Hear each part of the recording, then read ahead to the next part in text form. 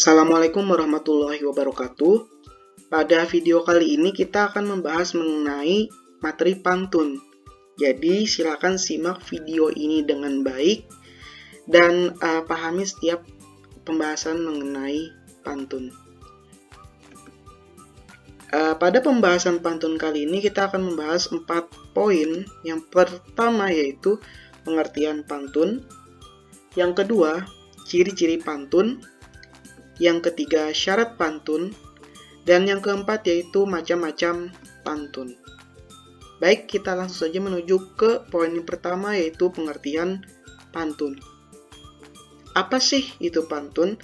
Pengertiannya yaitu pantun adalah ungkapan perasaan dan pikiran, karena ungkapan tersebut disusun dengan kata-kata hingga sedemikian rupa sehingga sangat menarik untuk didengar atau dibaca. Nah, jadi pantun itu ekspresi kita untuk menyatakan sesuatu. Misalkan kita mau menyampaikan pesan nasihat atau sesuatu yang lucu atau sesuatu yang menggembirakan, nah bisa kita ekspresikan melalui pantun. Namun dalam membuat pantun kita tidak bisa sembarangan karena ada syarat-syarat atau aturan tertentu. Ya, dan dalam membuat pantun hendaknya kita memilih kata-kata yang menarik sehingga nantinya pantun tersebut akan menarik, indah dibaca dan didengar seperti itu. Baik, kita ke poin selanjutnya yaitu ciri-ciri pantun. Apa saja sih ciri-ciri pantun? Nah, di sini ada 5 poin. Yang pertama, satu bait terdiri dari 4 baris. Baris itu bagaimana? Baris itu seperti ini. 1, 2, 3, 4, 5, 6. Itu namanya baris. Dan pantun biasanya terdiri dari 4 baris. Baik, selanjutnya ciri-cirinya yaitu setiap baris terdiri atas 8 sampai 12 suku kata. Minimalnya 8, maksimalnya 12. Ya. Lanjut, ciri-cirinya yaitu setiap baris terdiri dari 4 sampai 6 kata. Minimal 4, maksimal 6. Nah, bedakan ya suku kata sama kata itu beda. Oke, kita kasih contoh ya. Kita ambil satu kata ini, ciri ya. Ini namanya satu kata ya. Sedangkan suku katanya bagaimana? Nah, cara menentukan suku kata itu berdasarkan bagaimana kita mengucapkannya atau pemisahan pengucapan. Kalau ciri ini kan kita membacanya seperti ini. Ci-ri. Ci yang pertama, ri yang kedua. Berarti satu kata ciri ini terdapat 2 suku kata yaitu ci dan ri. Nah, itu cara untuk menentukan suku kata. Oke, selanjutnya kita ke ciri-ciri pantun selanjutnya yaitu bersajak ABAB atau AAAA. Sajak itu sendiri adalah akhiran huruf pada setiap baris pantun, ya. Kalau bersajak ABAB artinya setiap akhir baris itu hurufnya selalu berseling-seling, berulang. Misalkan TB atau MN seperti itu, dan itu termasuk bersajak ABAB, berselang-seling. Atau bersajak AAAA, artinya setiap akhir barisnya itu hurufnya sama, itu namanya bersajak AAAA. Baik, kita ke ciri-ciri pantun selanjutnya yaitu setiap bait terdiri atas sampiran yang terletak di baris 1 dan 2 dan isi terletak pada baris 3 dan 4. Apa itu sampiran? Sampiran itu seperti kalimat pendahulu atau pembukanya dan biasanya terletak pada baris 1 dan 2. Sedangkan isi itu artinya pesannya ya. Pesan pada pantun tersebut biasanya terletak pada baris 3 dan 4. Nah, aturan ini mutlak ya, terutama ini yang urutan sampiran sama isi tidak boleh terbalik. Jadi cara membuat pantun tersebut harus mencakup ciri-ciri seperti ini, ya. Baik, untuk menambah kejelasan bagaimana sih ciri-ciri pantun, di sini kita suguhkan satu pantun agar memberikan contoh bagaimana sih ciri-ciri pantun. Kita baca ya. Hari lebaran makan ketupat, tak lupa makan tape uli. Jika ingin sehat dan kuat, makanlah makanan bergizi. Baik, sekarang kita identifikasi ciri-ciri pantun pada pantun berikut.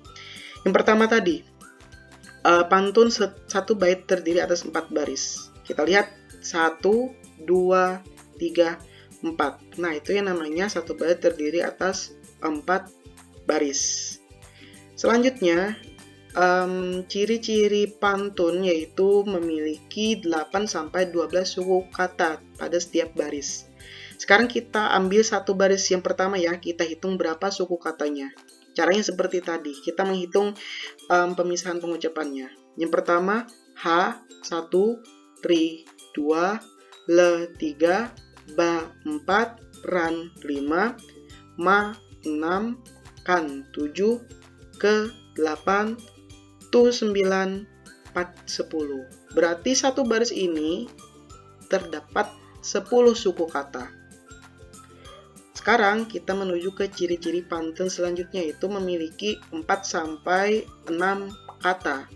Nah, beda ya suku kata sama kata tadi sudah dijelaskan di awal atau sebelumnya. Kita hitung dari baris pertama yang tadi ya. Berapa buah katanya? 1, 2, 3, 4. Nah, ternyata di sini ada 4 kata. Nah, jadi terbukti ya 3 ciri tadi. Oke, selanjutnya kita ke ciri pantun selanjutnya, yaitu baris 1 dan 2 itu namanya sampiran atau pendahuluan, sedangkan 3 dan 4 itu isi ya. Nah, jadi ini ada tandanya supaya lebih paham. Tanda merah 2 ini artinya baris 1 dan 2 itu dinamakan sampiran atau pendahuluan tadi ya. Hari lebaran makan ketupat, tak lupa makan tape uli. Jadi itu sebagai kalimat pembuka saja. Dan untuk baris ketiga dan keempat itu namanya isi, artinya isi dari pesan pantun ini. Jadi pesannya itu, jika ingin sehat dan kuat, makanlah makanan bergizi. Nah, jadi tata letak ini sampiran baru isi, jangan pernah terbalik seperti itu, karena ini sudah syarat dalam membuat pantun ya. Dan lanjut kita ke ciri yang terakhir, yaitu pantun itu setiap baitnya itu memiliki sajak, ada yang ABAB, ada yang AAA. Sekarang kita lihat ya setiap akhirannya. Nah, di sini akhirannya TI TI. Nah, berarti ini berseling kan? Artinya itu sajaknya ABAB. Nah, jadi harus ingat akhiran kata pada setiap akhiran huruf, maksudnya ya, akhiran huruf pada setiap baris itu dinamakan sajak. Nah, jadi sudah jelas ya ciri-ciri pantun yang telah diidentifikasi dari satu pantun ini. Baik, kita ke poin selanjutnya, syarat pantun. Maksudnya di sini bagaimana sih kita membuat pantun? Syaratnya harus bagaimana? Sama seperti ciri tadi. Yang pertama, satu bait terdiri atas 4 baris. Setiap baris terdiri 8-12 suku kata. Terus bersajak ABAB atau AAA. Dan terakhir, setiap bait terdiri dari sampiran pada baris 1 dan 2 dan isi pada baris 3 dan 4. Ya, jadi sama aja seperti ciri-ciri tadi. Artinya dalam membuat pantun, syaratnya ia mengacu pada ciri-ciri pantun. Baik, kita ke poin selanjutnya, yaitu macam-macam pantun. Jadi pantun itu bermacam-macam ya. Pantun itu bermacam-macam berdasarkan dua ini. Yang pertama berdasarkan siklus kehidupan, yang kedua berdasarkan isinya. Kalau berdasarkan siklus kehidupan itu berkaitan sama umur ya. Ada yang dinamakan pantun anak-anak, artinya itu berkaitan sama anak-anak, ditujukan untuk anak-anak. Terus pantun remaja itu berkaitan sama anak-anak yang SMP, SMA seperti itu ya. Terus pantun orang tua artinya itu berkaitan sama ya orang tua, pembahasannya sudah dewasa seperti itu ya. Terus kalau berdasarkan isinya, pantun itu terbagi menjadi seperti ini. Ada pantun jenaka. Pantun jenaka itu yang lucu-lucu ya. Jenaka itu lucu. Ada juga yaitu pantun nasihat ya, itu berarti berisi pesan-pesan yang mengingatkan kita. Terus pantun teka-teki dan lain-lain.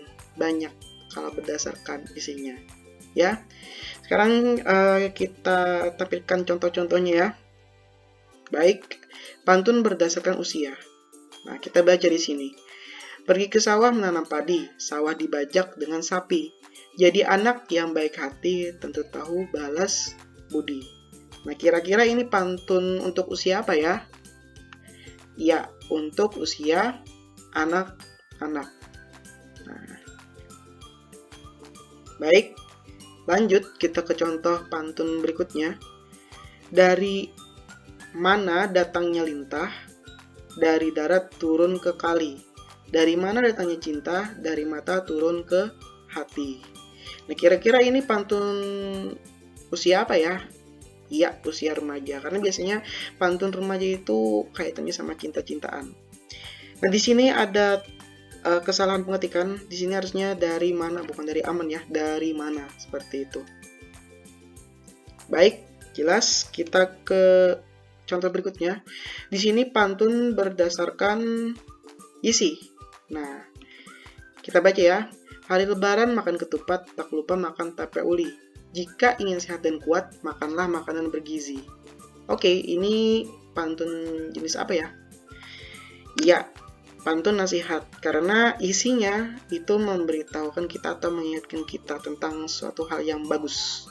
Ya, lanjut ke contoh selanjutnya. Kita baca. Buat apa panen kelapa kalau belum tumbuh tunas? Buat apa membeli Vespa cicilan kompor saja belum lunas? Kira-kira pantun apa ini ya? Ya, pantun jenaka. Jadi isinya kayak lelucon gitu ya. Buat apa membeli Vespa cicilan kompor saja belum lunas? Ya, mengajak kita untuk bercanda sedikit, ya kan? Oke. Ya, sekian penjelasan mengenai pantun pada video kali ini. Selamat belajar dan tetap semangat. Assalamualaikum warahmatullahi wabarakatuh.